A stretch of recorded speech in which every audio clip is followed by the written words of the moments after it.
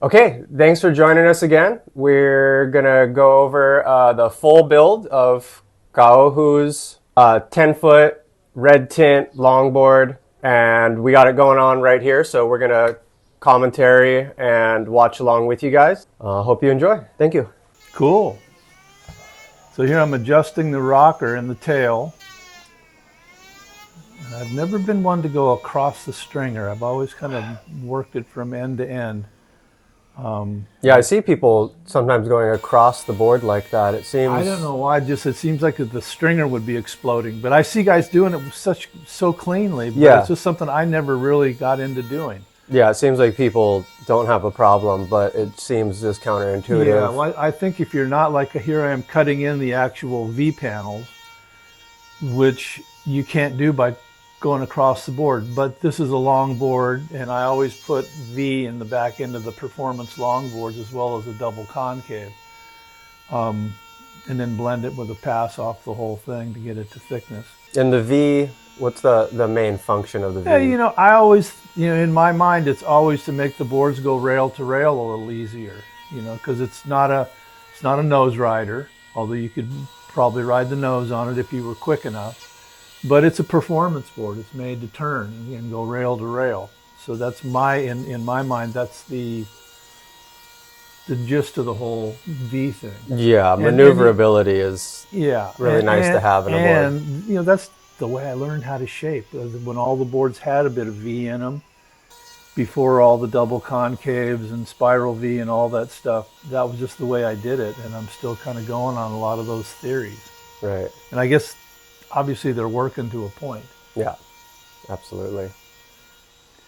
So the panel V was kind of the beginning of concave or spiral V. No, the spiral V. That's what I always remember. That's what O'Day called it, and Mike was pretty much my mentor at the Brotherhood there. That's Mike O'Day. Yes, and that's what he called it. But they were done a little bit differently. They were a little more extreme. They were a little more hooked under right at the rail, and I think I do mine just a little bit more like especially like a short board would be. They're not so hooked out at the actual rail, and a lot of the boards we were doing that on had wings on them. There was a lot of wing pintails, and those are the ones we were doing the spiral V or the double concave on. Nice. You got to take that stringer down over and over again. Yeah, so you finished the bottom completely, essentially. Yes, because to me that's the most important part. Always do the bottom, get it all cherry, and then just kind of match the deck to it. Because the blanks always, as good as they always seem to be a little out of whack from one rail to the other, or one thickness to the other, and it's always been in my mind that it has something to do with the way the blanks are glued up. Because you're looking at a perpendicular stringer, and if the cut is slightly cockeyed, one's going to build up one side over here and on the other side down at the bottom. It's going to be lower. Yes. Yeah. So it's like I was telling you earlier, sometimes I fight getting the thing just symmetric to get it shaped. Right. And I've seen some horribly twisted boards that work great. So who knows? Yeah, exactly. What are those things where you don't really know where the magic is in? Is it in the perfection or is it in the inconsistencies? The imperfection, yeah. But luckily because waves are all curved, they seem to fit in. Right. Did you always finish your rails like this? Or not finish, but I mean, that was part of when, to be a production shaper, which I was at Russell's, and, when I used to do 5 or 6 boards a day consistently, you had to cut everything with the planer as close as you could get it. It just made the finish job real easy. You've said before, and maybe you've changed your mindset on this, but that the planer is the most accurate tool. I still think it is. Yeah. I think it takes away consistent amounts of foam from end to end. Right, in a long stretch. Yeah.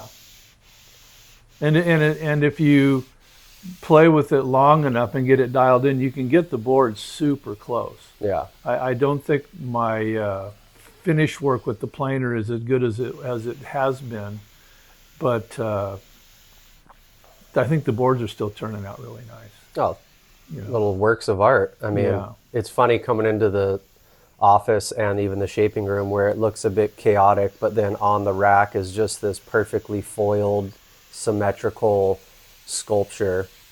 And so, yeah, the boards are turning out great. Yeah, no, and that's kind of how I'm treating it now. Luckily, I'm past that point where I got to shape 3 or 5 boards a day. I'm basically doing one, Right. and I'm able to really take my time and put everything I got into it, so they're coming out pretty cherry. Yeah. I'm not worried about how long it takes me, because there's always especially in a shop like this, there's always interruptions, always people coming by, hopefully ordering or picking up or just inquiring about stuff. And yeah, it's kind of the part of the fun of the shop like this is I get to, meet a lot of different people, but take care of business and have a social part of it too. I've always said that part of the board building process for me is being with the people that are ordering the boards and hearing what they want to have, and me being able to kind of make their dreams come true. Yeah. That, and just meeting people and new people, like on a weekly, daily basis is really one of the attractions for me. Right. And it really can't be understated. You really don't know who's going to just poke their head in and wander around. Yeah. It could be someone you haven't seen in 50 years, or it could Yeah. be someone completely new that blossoms into a really And there good... are a lot of new people. I mean, just yesterday I had 2 different sets of people come in that I hadn't seen in years. And 2 guys came in and they ordered 3 boards, which was always a nice perk. But also we got to talk about old friends and stuff we had done together back in the day. Yeah, those are probably the best, some of the best interactions. Yeah. That was Dave and Latham? Yes. Yeah. Yeah, always enjoy when old customers come back and are just stoked that you're still doing it, Yeah. and stoked to see this newer iteration of it. And Yeah, and they brought in a bunch of old boards I did 25, almost 30 years ago, and they're still riding them. the one was the toe board was in really good shape. Yeah, I don't think it had been ridden that much. I think it had Right. been in storage. Must be. But it was for some reason on its way to Tahiti for somebody down in I think Huahine. So we're going to build Latham a new toe board. Nice. And Dave got 9.2, which is something I don't make anymore as far as logos, is the Kalama model, which was at the time when I was making them for Dave Kalama, they were the most popular high-performance longboards I ever did. And they damn worked. Everyone who has one raves about it. Yeah, still. Still. Yeah. No, I mean, there was something about, and it was totally different from anything I was doing at the time. For me at that time, longboarding was kind of traditional. Right. You would build a board that maybe had a little V in the back end, but they were usually square tails with a tail block or something like that. And then Dave came up with a couple of really good ideas, and we incorporated it into a performance longboard. And like I said, I swapped boards with Dave out at Kanaha one day, and because he wanted to ride my short board, which I was, not that I was anti-longboarding, but I wasn't longboarding full time yet. And I hopped on that board, and I was laughing. Yeah. I was having so much fun. I was literally laughing as I was riding the waves. It went so well. Now, a board so that was a kind of more performance-based longboard, right? Total performance. And a lot of that has to do with the environment we're in, right? Surfing the different waves around here. Yeah. They're not kind of a softer, slopier. There can be, but they're not generally softer and slopey like you might find in California. No, it's and it's not, and it's somewhere in between, because it's not the North Shore of Oahu. Yeah. Which is, everything is like a shore break, pounding shore break with shape that you got to ride the critical part of the wave no matter where you take off. Right. Maui's got such a great diversity of waves, and there are those softer spots now that I seem to be more attracted to, but there's also places that, man, you get pounded. Oh, totally. You know, and but you can ride a performance longboard at almost any spot, be it Honolulu or Hokipa or Mala when it's going off, which I guess it just was. Yeah. Looked really good the other day. Yeah. We'll say a board like this is a 10-foot. Like, does this have, would you call this a Kalama model? Does this have aspects of only a little bit. My personal Timponi designs are a little bit different from the Kalama. They've got, a concave in the nose. And they usually, like a board like this, it comes back with some V and a double concave in the tail for performance reasons. Like I said, the V on a board this big helps it go rail to rail. And Kaohu's surfing mostly in town? Yes, in town. Sand piles, churches. Paukacalos. Thank you. Big lefts, yeah. Yeah, that's So right. That's where I probably met him. Clean waves. Clean waves, but not like top to bottom. Right. More turny. Yeah. And where you need to generate some speed. Yeah. There's critical sections and then a little bit of flatness. Seems the guys who are riding the bigger boards out at big lefts, they tend to be getting the best waves. Yeah, I think because they're able to position. Yeah, because they can sit way outside and catch the wave a little on the earlier Exactly. side. But there's a pretty decent kind of almost flat section in that wave too, connecting the inside bowl. Exactly. And the guys on the big boards just really it seems like on a short board you can kind of you got to really time it all right and get way up high to get through that flat section to connect the next section. Yeah. And a lot of times that flat section, it just goes brrr. Yeah. Single fin versus 2+1. What are some of the benefits of having the two side bites? I think that if you have a decent sized side bite, you can ride a smaller center fin, so you're not limited to that single fin feeling, which is a great feeling. But if you want to actually turn, I think the side bites. And I've always been a proponent of a bigger side bite. Even when I was riding shorter boards, even on a normal 6.8, I was putting twin fins on the sides, and a decent sized trailer, because I just liked the feel that you could push as hard as you could and never have that feeling of losing the tail. But on a longboard, I tend to make the single fins now more log, more traditional. Much more traditional longboard. And that kind of feels like it's going along with also the kind of reemergence of that log kind of trend. Oh yeah, no, there's some incredible surfers and some really beautiful boards being built too. Yeah, absolutely. So this is a little bit of a merger of the old school, like you kind of call the old school with the new school. Yeah. You got a little more traditional board up front, but then it comes back with an edge and some concave, and like you were saying. Some V and some double concave. Some V and double concave. No, I actually, when I'm writing up the orders, I write, when it's that kind of board, I write old to new. Yeah. Which is the rail line. Yeah. Good looking board. Yeah. Great color work. Thank you. Yeah. I mean, it's always putting a board that big together, there's a lot of opportunity for things to go wrong. And I'd imagine also in the shaping, I mean, you've been doing it for so long that it's second nature to you. It's at times, I'm not really thinking about it that much. Yeah. It's more like, I don't want to say automatic pilot, because I got to pay attention, but every board we're doing right now is basically a custom. Yeah. So it's got different thickness, width, rocker, bottom contour, so I got to pay attention. Mm-hmm. But I notice that sometimes if I just go into my own brain and just start going, the boards turn out really nice. Yeah. Yeah. Like, you're not trying to hit too many specifics. No. You're sort of letting it flow. Yeah, and it's like the way we've always built the boards is it's end to end. I'm trying to, that's where for me, the flow part comes in. Yeah, absolutely. We're building, when I'm shaping, it's all about that final end to end pass to blend everything together.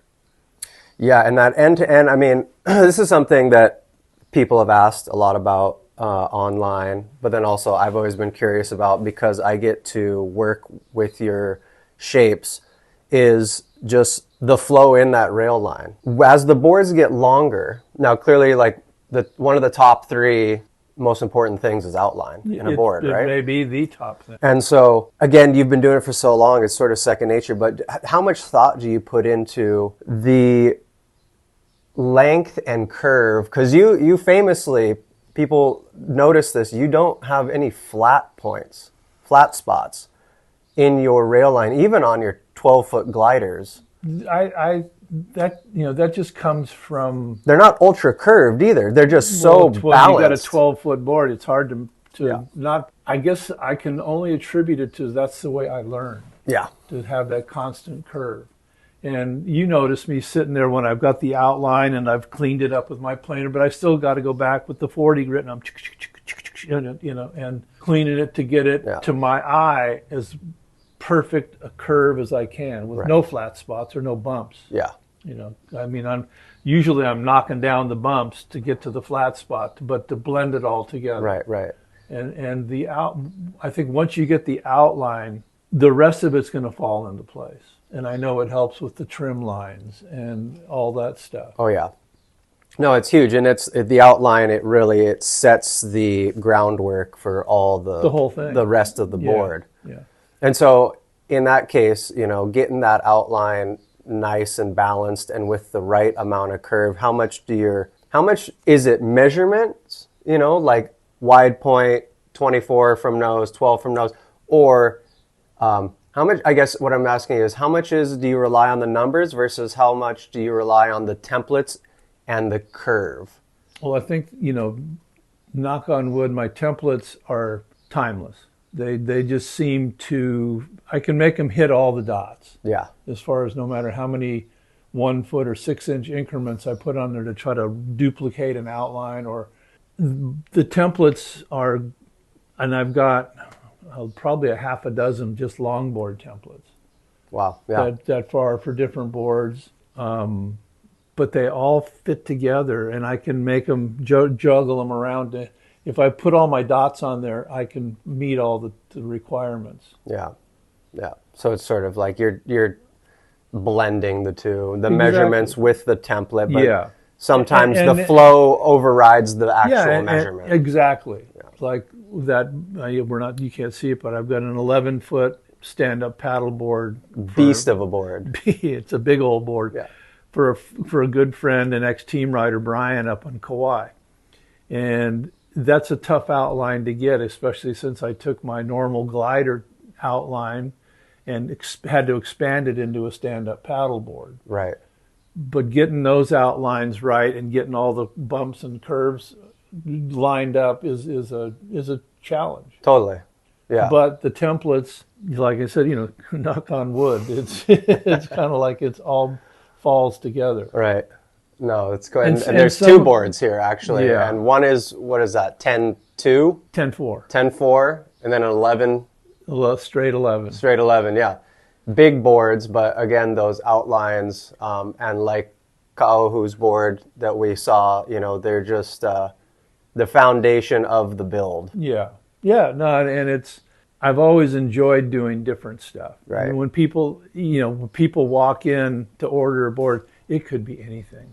They could have an existing board, or they have the board that they're trying to achieve something with, like Trevor, who gets 5'2", bar of soap looking thing, twin fins, but the guy can surf and he loves the board. Yeah. So to me, that's the not only the fun, but the challenge and the art part. Right. Is being able to take somebody else's idea and put it on the foam. Yeah. So we do have 2 stand-ups. Where do we stand on stand-up boards? I remember there was a point where we said no more, we can't do it. They take up a lot of space in our shop. We don't have a very big shop. They're very demanding to build. Especially when they go upstairs. Our glass shop is 3 down racks. Yeah. You put an 11-foot SUP in there, and there's almost no room to move. On top of that, we're competing with these like composite construction boards that people have the idea that that's what we're going to be able to do when we're actually just doing fiberglass and resin layups, Normal. layups. Yeah. And so I guess it just depends on the Yeah. project. No, it does, and sometimes it depends on how busy we are, Yeah. or how many orders we got back, or can I afford to turn this guy away, True. And that's part of my old school mindset, is I always want to make sure that the thing continues going, and I could probably never say no to Brian. Yeah, exactly. He was my first team rider back when I opened in 1980. Exactly. Yeah. So and he goes out there and makes me look like I know what the hell I'm doing. Yeah. Which is a big compliment for me. No, great surfer, charger. Charges still Hanalei is a serious way. Yeah, and tons of aloha. Yeah. He's Everyone that meets him goes, that guy's special. Yeah, absolutely. Cool.